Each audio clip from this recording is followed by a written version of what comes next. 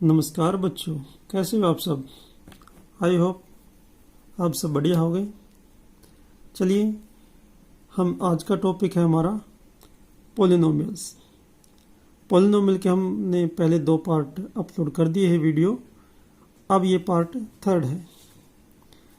क्या करना हमने 3x की पावर 4 प्लस 6x की power 3 minus 2x square minus 10x minus 5 के अन्य सभी शून्यक ज्ञात कीजिए।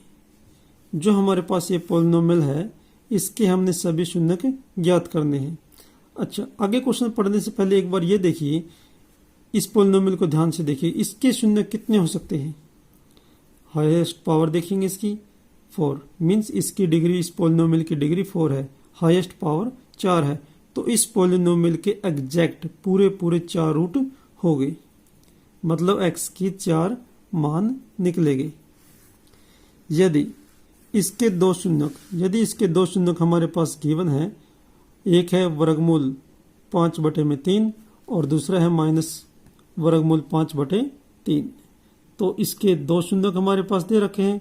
टोटल शून्य कितने थे? 4, तो कितने बच गए? 2 शून्यक रहते हैं, वो 2 हमें निकालने हैं।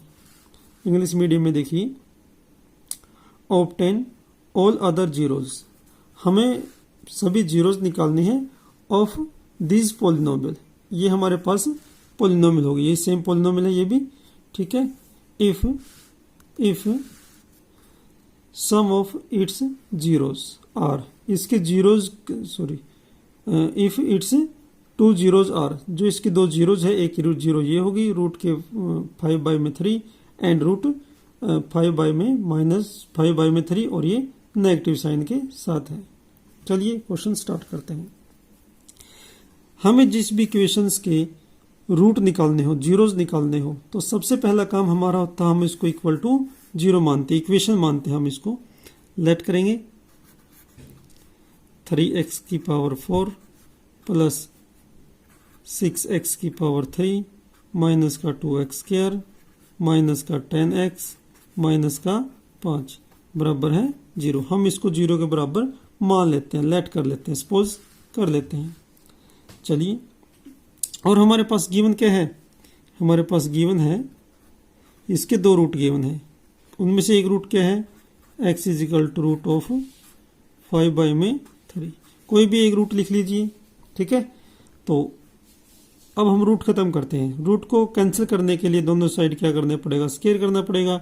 हम स्केयरिंग बोथ साइड अप्लाई कर देते हैं। ओके, राइट साइड में स्केयर के साथ रूट कट गया, तो लेफ्ट में क्या बच गया? x स्केयर, और राइट में 5/3। 3 डिवाइड में है, राइट साइड लेफ्ट साइड में आके क्या हो जाएगा? ये मल्टीप्लाई के अंदर हो जाएगा।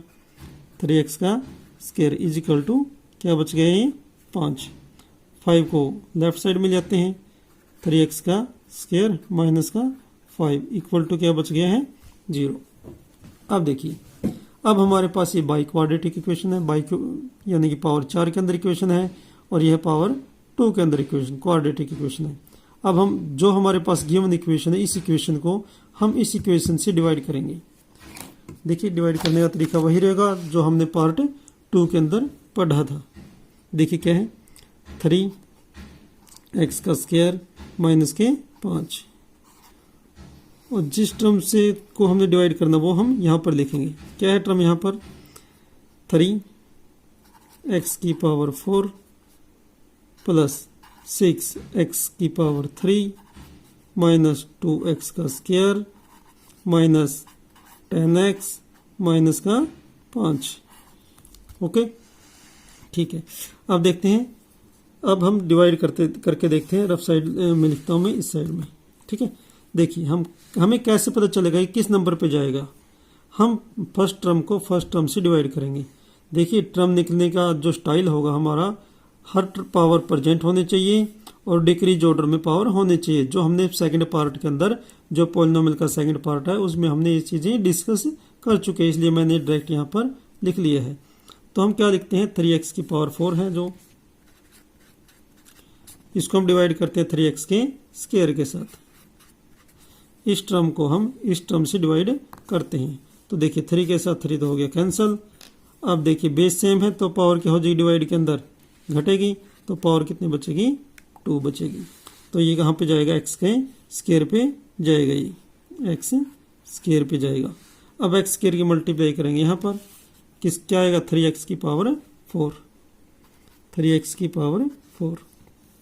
x स्क्वायर की मल्टीप्लाई -5 के साथ तो क्या आएगा माइनस का 5x का स्क्वायर, स्क्वायर के नीचे स्क्वायर माइनस के 5x का स्क्वायर। यहाँ पे कंफ्यूज मत होना कि हमने बीच में स्पेस छोड़ दिया। सेकंड पार्ट के अंदर हमने यही डिस्कस किया है कि सेम पावर के नीचे सेम पावर, पावर 4 के नीचे पावर 4। अगर पावर 3 होती तो हम यहाँ पर लिखते हैं पावर 2 के अंदर पावर 2।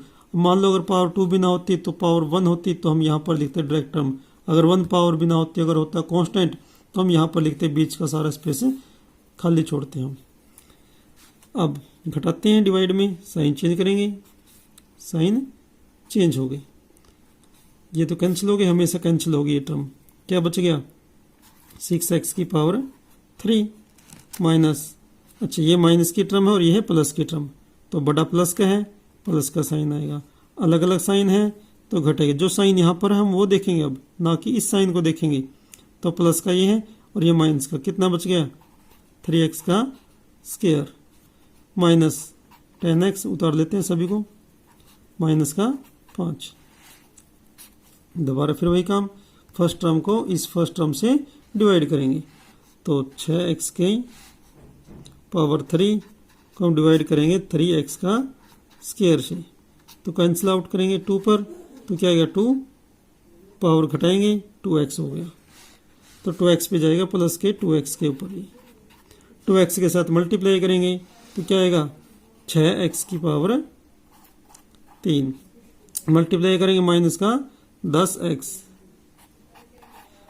पावर के नीचे पावर देखेंगे, साइन चेंज करते हैं। अब कैंसिल आउट हो गया, ये कैंसिल आउट हो गया, तो क्या बच गया ये 3x का स्क्वायर माइनस का 5। अब हम 3x स्क्वायर को 3x स्क्वायर से डिवाइड करें तो क्या आएगा 1 आएगा, प्लस का 1 पे जाएगा, प्लस 1 की मल्टीप्लाई करेंगे 3x का स्क्वायर हो गया हमारे पास, और ये क्या हो गया माइनस का 5। साइन चेंज करते हैं, ये कैंसिल तो क्या बच गया अब ये 0। ओके, चलिए एक छोटी सी बात समझिए हम, अगर हम 9 को 2 से डिवाइड करते हैं, अगर हम 9 को 2 से डिवाइड करें तो किस पे जाएगा ये 4 पे, कितना आ गया 8, रिमाइंडर क्या बच गया 1। अगर हमें हमसे पूछा जाए कि इसका आंसर चेक कीजिए कि हमारा क्वेश्चन सही है गलत है, तो हम क्या करेंगे मल्टीप्लाई करेंगे 4 की और 2 की, 2 मल्टीप्लाई 4 और ऐड क्या कर देंगे रिमाइंडर ऐड कर देंगे। हमारा क्या आना चाहिए, ये आना चाहिए 9 आना चाहिए। देखिए 4 दूनी 8 प्लस का 1 9 आता है, तो इसका मतलब हमारा आंसर सही है। तो सेम वे अलजेब्रा के अंदर होता है, हम क्या करेंगे अगर हमें आंसर चेक करना हो तो हम इस टर्म की और इस टर्म की मल्टीप्लाई करेंगे, रिमाइंडर जो 0 है 0 को ऐड करेंगे, तो ये हमारे पास टर्म आने चाहिए। We know that, therefore we know that, हमें पता है, क्या पता है हमें, जो आंसर चेक करते हैं उसका मेथड का पता हमें, मल्टीप्लाई कीजिए इन दोनों की, तो क्या आएगा देखिए 3x का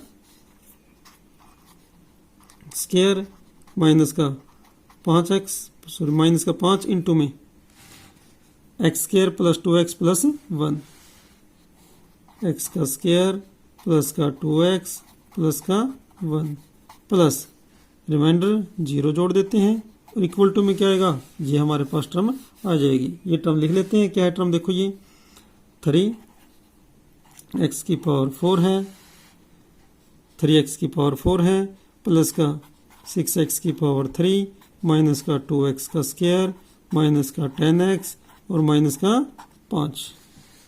ओके, अब जो ये टर्म है, हमने सबसे पहले हम इस टर्म को इक्वल टू क्या मान के चले हैं, 0 के इक्वल मान के चले। इक्वेशन फर्स्ट मान लेते हैं, इसका नाम है, और हम इसको 0 के इक्वल मान के चले हैं क्योंकि हमने इक्वेशन बनाई थी। इसके बाद हम इसको सोल्व करेंगे, तो ये 0 के बराबर है तो इसकी वैल्यू 0 हो गई, तो ये राइट साइड कंप्लीट क्या होगी 0 हो गई।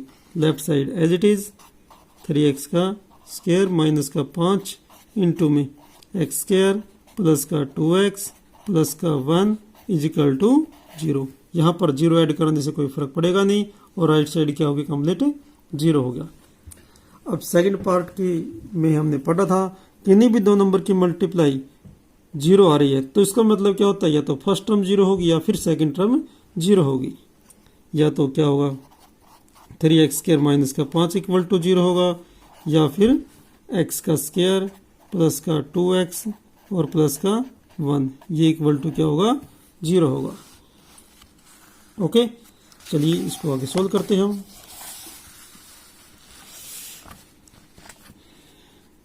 अगर हम इस टर्म को सोल्व करते हैं 3x² माइनस के 5 इजिकल टू 0 तो हमारा क्या रिजल्ट आएगा, देखिए 3x का स्क्वायर 5 माइनस का है, राइट में जाए क्या हो जाएगा प्लस का x² इजिकल टू 5/3 5/3। अब रूट कर देते हैं बोथ साइड, लेफ्ट में तो स्क्वायर से रूट कैंसिल हो गया और रूट की वैल्यू हमेशा क्या आती है, प्लस और माइनस के अंदर आती है रूट की वैल्यू, प्लस माइनस के रूट 5/3। जो वैल्यू हमारे पास गिवन थी ये वही वैल्यू आ गई। और दूसरा स्टेप हमारे पास क्या है, x का स्क्वायर प्लस का 2x प्लस का 1 इजिकल टू 0। तो देखिए क्या आएगा, मल्टीप्लाई करते हैं सेकंड पार्ट में जो हमने चीज़ें पढ़ी थी, 1 की 1 के साथ मल्टीप्लाई 1 आने चाहिए और ऐड करें तो 2। हमें ऐसे पेयर ढूंढना है जिनकी गुणा करें 1 और जोड़े तो 2 आए। 1 और 1 x² प्लस x प्लस का x प्लस का 1 बराबर है 0। 1 और 1 2, 1 की और 1 की गुणा 1 आती है। पहले दोनों में से कॉमन, लास्ट के दोनों में से कॉमन। x कॉमन आ गया तो क्या बच गया, x प्लस का 1 प्लस कॉमन आ गया, प्लस का 1 कॉमन आ गया तो क्या बच गया, x प्लस का 1 बच गया। तो x प्लस 1 फिर कॉमन ले लेते हैं हम, ब्रैकेट कॉमन आ गई तो यहाँ से x और यहाँ से प्लस का 1 इजिकल टू 0। फिर वही कॉन्सेप्ट यूज हो गया। कॉन्सेप्ट कौन सा, कि नहीं भी दो नंबर की मल्टीप्लाई 0 है तो इसका मतलब होगा या तो क्या होगा, फर्स्ट टर्म इक्वल टू 0 होगा, या फिर क्या होगा नेक्स्ट टर्म इक्वल टू 0 होगी, या फिर दोनों टर्म इक्वल टू 0 होगी। तो यहाँ से x की वैल्यू क्या आ गई, माइनस का 1 और यहाँ से x की वैल्यू क्या आ गई है, माइनस का 1। तो टोटली हमारे पास x की 4 वैल्यू आ चुकी हैं। पहली वैल्यू वर्गमूल 5/3 जो हमारे पास गिवन थी। सेकंड वैल्यू क्या है, माइनस का वर्गमूल 5/3, ये वैल्यू हमारे पास गिवन थी। न्यू वैल्यू कौन सी आई है, माइनस का 1 एंड माइनस का 1। तो हमारे पास पॉलिनोमियल की जो हाईएस्ट डिग्री थी, देखिए हाईएस्ट डिग्री 4 थी तो 4 0 आने चाहिए थी, x के मान 4 आने चाहिए थे। तो देखिए x के 4 ही मान हमारे पास आ गए, 1 2 3 और 4। तो ये हमारे पास क्या हो गया, इसका आंसर हो गया। थैंक यू बच्चों।